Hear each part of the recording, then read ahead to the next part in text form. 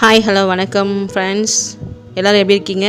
இன்றைக்கி நம்ம பார்க்க போகிற ஒரு சுவாரஸ்யமான வீடியோ என்னென்னு பார்த்தீங்கன்னாக்கா, அமுக்குவான் பேய் அப்படின்னு சொல்கிறாங்க பார்த்தீங்களா, அதை பற்றி தான் இன்றைக்கி நம்ம முழுமையாக இந்த பதிவில் பார்க்க போகிறோம். பதிவுக்குள்ளே போகலாமா? லெட்ஸ் கோ.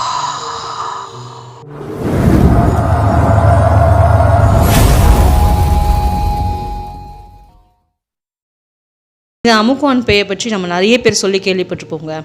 அதாவது நம்ம நல்லா தூங்கிட்டே இருக்கும் பொழுது நம்ம மேலே யாரோ ஒருத்தர் ஏறி உட்காந்ததை போல் ஒரு ஃபீல் ஆகும். திடீர்னு நம்ம கண்ணை முழிச்சு பார்க்குற மாதிரி தெரியும், கத்துறா போல் தெரியும். ஆனால் அப்படி எல்லாமே இருந்தாலும் நம்மளால் கத்துறது வெளியில் யாருக்குமே கேட்காதுங்க.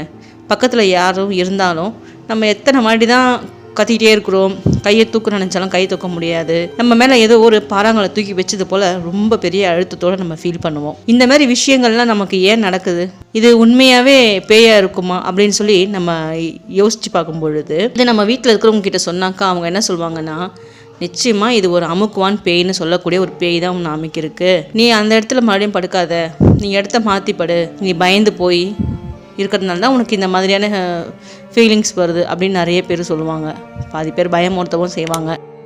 எனக்கும் இதே மாதிரி அடிக்கடிக்கு நடக்கும். நானும் நிறைய டைம் பயந்துருக்கேன். ஒரு டைம் என் மேலே ஏறி உட்காந்தது போல் ஒரு ஃபீல் ஆகும். நானும் ஏதோ பக்கத்தில் கத்துற மாதிரிலாம் எனக்கும் தெரியும், கண்ணு விழிச்சு பார்க்குற மாதிரி இருக்கும், கூப்பிட எனக்கு வாயே வராது. அந்த மாதிரியான உணர்வுகள் எனக்கும் ஏற்பட்டு இருக்குங்க. இதெல்லாம் உங்களில் யாருக்குன்னு நடந்திருக்குங்களா? அப்படி நடந்துருந்துச்சுன்னா எனக்கு மறக்காமல் கமெண்ட் பண்ணுங்கள். இந்த அமுக்குவான் பேய் எதுக்காக இப்படிலாம் செய்யுதுன்னு பார்க்கலாமா? இது உண்மையாக பேய் தானா? அறிவியல் காரணங்களையுமே நம்ம இப்போ பார்க்கலாம். பொதுவாக நாம் தூங்கும்போது உடலும் மூளையும் ஒரே சமயத்தில் ஓய்வெடுக்குங்களாம். அப்படி இரண்டும் ஒரே சமயம் ஓய்வெடுத்ததுன்னு சொன்னாக்கா அந்த நேரம் நமக்கு எந்த வித பிரச்சனைகளும் இல்லைங்களாம்.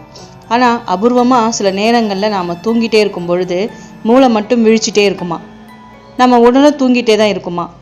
அப்போது நம்மளால் எழுந்திருக்கவோ பேசவோ ஏன் கண்களை கூட திறக்க முடியாதுங்களாம். சிறிது நேரத்தில் நமது உடலும் விழித்துக்கோங்களாம். அப்போ தான் நம்மளால் எழுந்திருக்க முடியும், கை கால்கள் எல்லாமே அசைக்க முடியுங்களாம். இந்த கோளாறு தான் நம்ம தூக்க பக்கவாதம்னு சொல்லப்படுது. இது எப்போதாவது ஒரு முறை ஏற்பட்ட அனைவருக்குமே இயல்பான ஒன்றுன்னு சொல்லலாம். ஆனால் ஒவ்வொருவருக்கும் திரும்ப திரும்ப ஏற்பட்டுட்டே இருக்குன்னு சொன்னாக்கா இதை நீங்கள் நிச்சயமாக மருத்துவரை அணுகணும்னு சொல்கிறாங்க. இது சிலருக்கு நம்ம பிறந்ததுலேருந்தே இந்த பிரச்சனை நமக்கு இருக்குன்னு சொன்னால் அது எப்பயுமே இருக்குங்களாம். நமக்கு இது புதுசாக ஆரம்பிக்குதுன்னு சொன்னால் நிச்சயமாக நம்ம மருத்துவரை அணுகணுங்களாம். இப்போ புரியுதுங்களா? நமக்கு அமுக்குவான் பேயை பற்றி முழு விவரமாக உங்களுக்கு தெரிஞ்சிருக்கும்னு நான் நினைக்கிறேன். நமக்கு ஏற்படக்கூடிய சில விஷயங்களையுமே நம்ம மருத்துவ ரீதியாகவும் கொஞ்சம் பார்க்கணுங்க. நம்ம உடலில் ஏற்படக்கூடிய பல பிரச்சனைகளுக்கு நம்மளே தான் காரணமாக இருப்போம். அதாவது நம்ம ஒரு அமானுஷ்யமான விஷயங்களை மனசுக்குள்ளேயே அதிகமாக நினச்சிட்டே இருந்தோம்னு வச்சுக்கோங்களேன், இந்த மாதிரியான சிந்தனைகள் நமக்கு நிறைய டைம் வருங்க. ஆகையால் நமக்கு தெரிஞ்ச வரைக்குமே பேய் பூதம் இந்த மாதிரியான விஷயங்கள் எல்லாமே நாமளே சித்தரிக்கப்பட்ட ஒன்று தாங்க. அப்படி இறந்தவங்க மட்டும்தான் பேயா சுற்றணும்னு பார்த்தோம்னு வச்சுக்கோங்களேன், எக்கச்சக்கமான பேய் நம்மளை சுற்றி தாங்க இருப்பாங்க. அப்படின்னா நம்ம வாழக்கூடிய வாழ்க்கையில் நம்ம நிம்மதியாக வாழவே முடியாமலே போயிடுவோங்க. ஆகையால் இதை மாதிரி விஷயங்களை போட்டு குழப்பிக்காமல் நீங்கள் நிம்மதியாக இருங்க. அமுக்குவான்றது ஒரு பேய் கிடையாதுங்க, இது நம்மளுடைய தூக்க பக்கவாதம். இதை நீங்கள் மனசில் வச்சுக்கோங்க. இனி யாரும் பயந்துக்கிட்டே தூங்க வேண்டாம். இதோட நான் நல்ல பதிவில் உங்களை நான் சந்திக்கிறேன். நன்றி, வணக்கம்.